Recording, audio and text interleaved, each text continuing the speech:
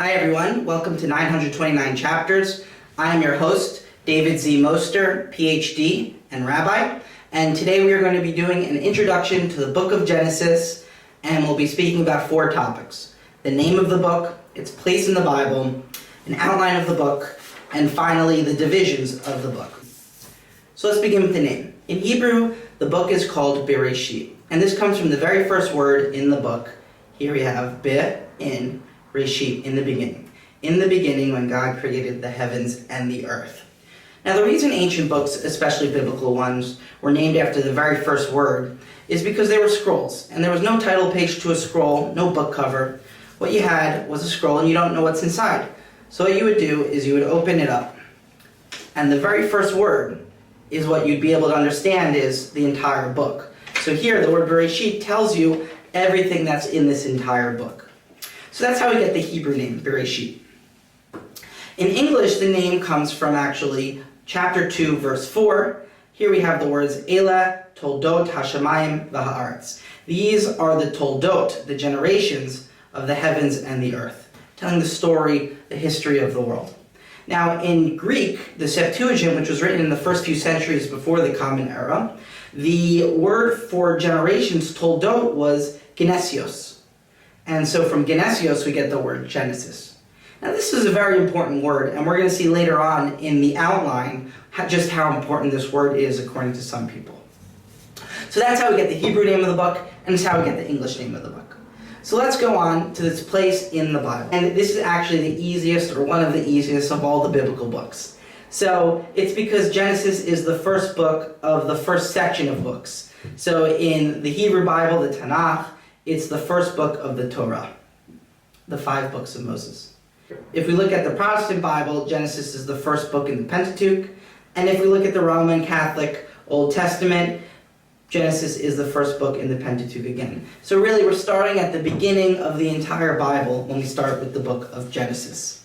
And it makes sense because Genesis starts with the beginning of time and the world itself. So let's move on to the outline. So it's important to recall that ancient books, ancient authors, didn't provide us with information that modern authors do. They didn't tell us the name of the book. They didn't tell us where to break up chapters, if there were chapters. They didn't tell us about subheadings and different sections. So when we're dealing with ancient books, it's up to the reader to decide where exactly to break up this division. So most people, including myself, like to break up the book of Genesis into 2 parts. The first part is very general, and the second part is very specific. The first part, chapters 1 to 11, deal with all those primordial tales that we've heard many times about the book of Genesis. The creation, the expulsion from Eden, the flood of Noah, the Tower of Babel, and so on and so forth. The first generations. That's chapters 1 to 11. The creation of mankind. Now, part 2, chapters 12 to 50, that's one family in specific. It starts with Abraham. Abram, first is his name, he becomes Abraham. His 2 children, Isaac and Ishmael. Isaac is the most important, so we go on to him. His 2 children, Jacob and Esau. Jacob's the most important, and his name will be changed to Israel. And his children, the most important of those are Joseph and Judah. Now, when Israel's children all end up in the land of Egypt, this sets the stage for the next book of the Bible, the book of Exodus, when Moses takes the Israelites out of Egypt. So that's the main way to understand the book of Genesis. The outline, part 1 is general, creation, the first generations, and then part 2 is the family of Abraham.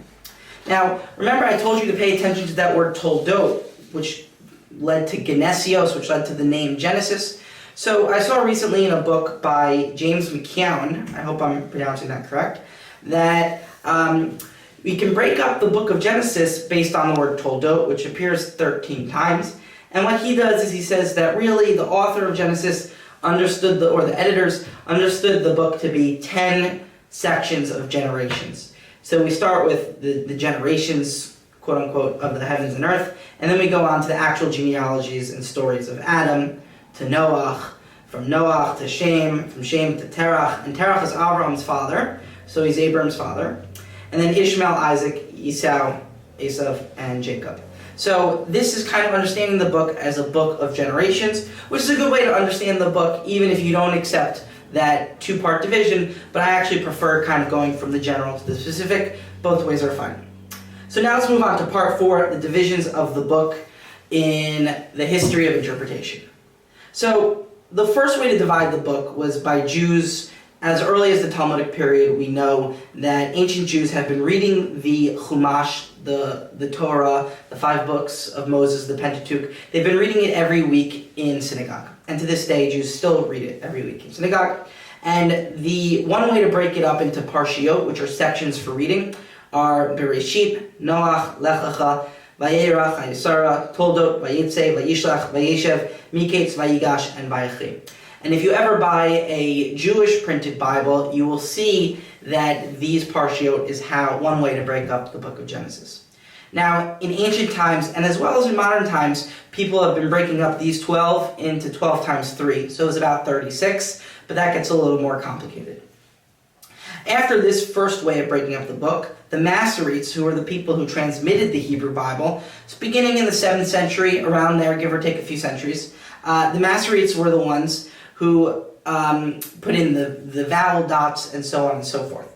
Now they broke up the book of Genesis into about 45 different sections. You can see it often in Torah scrolls, little spaces. Sometimes they go to the end of the line, sometimes they're in the middle of the text. But if you buy any Hebrew Bible, this is the Biblia Hebraica Stuttgartensia. It's based on the Leningrad Codex. It's a very good one. If you open any Hebrew Bible, you'll notice that there is a space plus a samach. Samach. So wherever you see a samach, that's how you know that there's a division. According to the Masoretes and the Leningrad Codex, there were 45 different chapters, but I think the other important codex, the Aleppo Codex, has 43. So about 43, 45 chapters in the book, according to the Masoretes. But we have in our Bibles today, and every single Bible, even Jewish ones, Christian ones, Protestant, Catholic, Eastern Orthodox, everyone has 50 chapters for the books of Genesis. This actually is more of a modern phenomenon, and it's a lucky phenomenon because we're all on the same page on this. It was invented in the 1200s by some Christians translating or actually putting out editions of the Latin translation by Jerome. And after the 1200s, it became accepted in Jewish Bibles in the 1500s. So that includes the Hebrew Bible. Now, these 50 divisions aren't any better than the Masoretic ones. They're not any worse. They're a little bit different, but the great thing about the 50 chapter division and why we're going to be using it is that everyone can be on the same page. That's really the best thing it has going for it. So that kind of sums up our introduction to the book of Genesis. So let's just look at how big these 50 chapters would have been on a scroll. Now this scroll is smaller than an ancient scroll would have been. It's also written on paper instead of leather, animal skin. And also the script here is what we call Katav Ashuri, Assyrian or Aramaic type script. But the most early book of Genesis would have been written in Paleo-Hebrew. So we see here a significant size scroll. It's going to take a while for us to get through the book of Genesis, but it's really a great book to read. And in terms of size, it's above average. It's not incredibly long, but it's definitely above average when compared to other books of the Hebrew Bible, Old Testament. So this concludes our introduction to the book of Genesis. If you have any questions or comments, please put them in the comment sections below. And I look forward to studying Genesis with you, and thank you for watching.